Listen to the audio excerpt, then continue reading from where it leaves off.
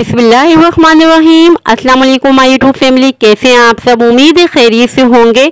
आज मैं आपके लेकर आई हूँ साबुत मसूर की दाल की रेसिपी। आज मैं आपको एक ऐसा तरीका बताऊंगी, ना ही खड़े खड़े टमाटर और ना ही खड़े खड़े प्याज आपको दाल में दिखाई देंगे, क्योंकि खड़े खड़े टमाटर और प्याज दाल में बिल्कुल भी अच्छे नहीं लगते। बहुत ही ज़्यादा मज़ेदार ये दाल तैयार होती है। वीडियो पसंद आए तो लाइक कीजिएगा, वर्दा का दस्तरखान सब्सक्राइब कीजिएगा। जिन्होंने पहले से किया हुआ है उनका बेहद शुक्रिया। चलिए आइए बहुत ही मज़ेदार और बहुत ही शानदार साबुत मसूर की दाल की रेसिपी बनाना स्टार्ट करते हैं।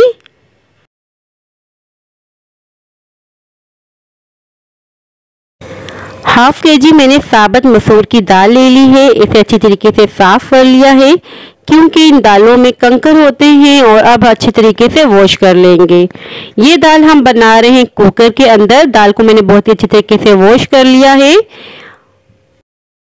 और ये वो तरीका है जिससे आपको खड़े खड़े टमाटर प्याज बिल्कुल भी नजर नहीं आएंगे। 2 मीडियम साइज के टमाटर और 2 मीडियम साइज के प्याज, 5 से 6 अदद लहसुन की जवे और 1 इंच का अदरक का टुकड़ा मैंने बहुत ही अच्छी तरीके से ग्राइंड कर दिया है। ये ऐड करने के बाद हमने इसमें ऐड कर दिया है हाफ टेबल स्पून के बराबर नमक, और साथ ही ऐड कर देंगे 1.5 टेबल स्पून के बराबर लाल मिर्चों का पाउडर। इसमें हमने खुश्क धनिया पाउडर भी ऐड किया हुआ है।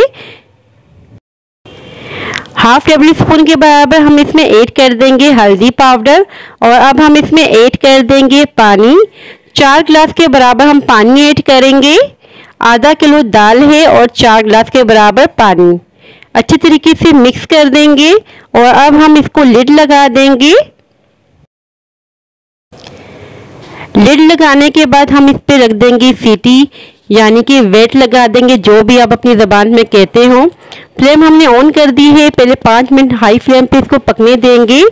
उसके बाद हम फ्लेम को 5 मिनट के लिए मीडियम कर देंगे। 10 मिनटों में बहुत ही अच्छी तरीके से ये दाल गल जाएगी। और यहाँ देखिए 10 मिनट हो चुके हैं। मैं आपको चेक करवा लेती हूँ। यहाँ देखिए बहुत ही अच्छी तरीके से दाल गल चुकी है। और अब हम इसका तड़का तैयार कर लेते हैं। एक पैन ले लिया था। पैन में हमने डाल दिया है हाफ कप के बराबर कुकिंग ऑयल। और पहले हम हरी मिर्चों को फ्राई कर लेते हैं। इस दाल में हरी मिर्चें बहुत ही मज़ेदार सी लगती हैं।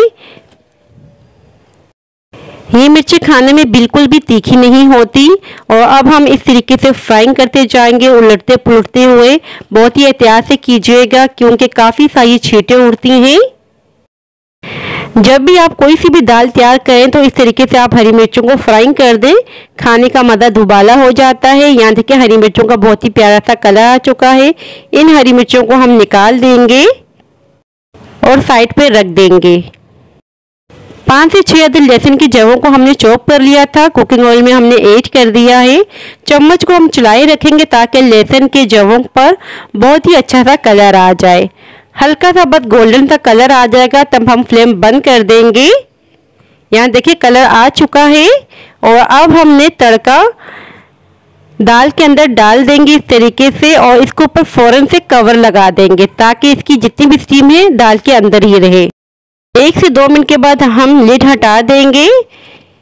और अब मैं आपको चेक करवा लेती हूँ कि दाल कैसी तैयार हुई है। बहुत ही मज़ेदार सी हमारी दाल तैयार हो चुकी है। ना खड़ा खड़ा टमाटर नज़र आ रहा है और ना ही प्याज। और अब हम इसमें ऐड कर देंगे चॉप किया हुआ धनिया।